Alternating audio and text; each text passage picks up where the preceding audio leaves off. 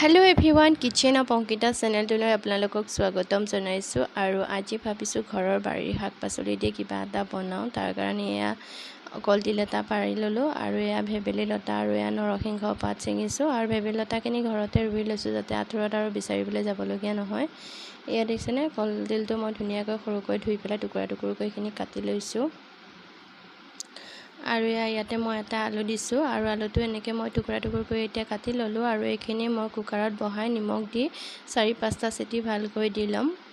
আৰু দেখিছেনে এই কলফুলখিনি আৰু এইখিনিও পেলাই নিদিও মই ইয়াতে ধুনীয়াকৈ কলফুলখিনি আহকিডাল গুছাই ধুনীয়াকৈ মিহি মিহিকৈ এইখিনি কুটি লৈছো আৰু এই ভেবেলি লতাখিনিও ভালকৈ ছিঙি লম আৰু এতিয়া মই ছিঙি হৈ গ'ল আৰু এইখিনি ধুনীয়াকৈ ধুই এতিয়া মিক্সি বাতিটো দি এইখিনি পেষ্ট কৰি ললো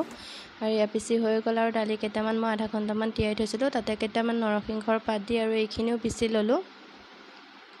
আৰু আকৌ ইয়াতে নৰসিংহ পাত আৰু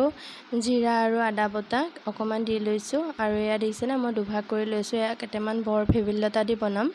আৰু ইয়া কেইটামান ইয়া কলফুল আৰু দালি দি বনাইছো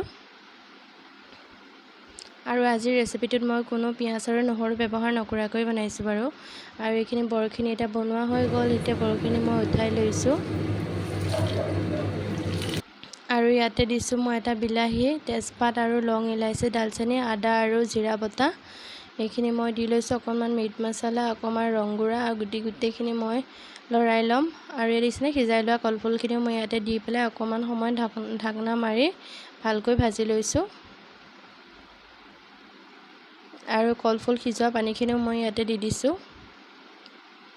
আৰু এতিয়া হৈ গ'ল এতিয়া লং ইলাইচি দালচেনি দি নমাই দিলো আৰু এয়া বাকি ৰখিতা কলডিলখিনিতে মই আকৌ এয়া অকমান পাঁচফোৰণ দি এইখিনি বহাই লৈছো আৰু লগতে নিমখ আৰু হালধি দি দিছো আৰু অকমান সময় ঢাকনা মাৰি এইখিনি ভাজি থাকি ওপৰতে কেইটামান আকৌ বুট দি অকমান লৰাই দিছো আৰু আজি আমাৰ দুপৰীয়া সাজ এনেকৈ ৰেডি হৈ গ'ল আৰু যদি ভিডিঅটো তাই ভাল পাইছে তেনে চেনেলটো সাবস্ক্ৰাইব কৰিবলৈ নাপাহৰিব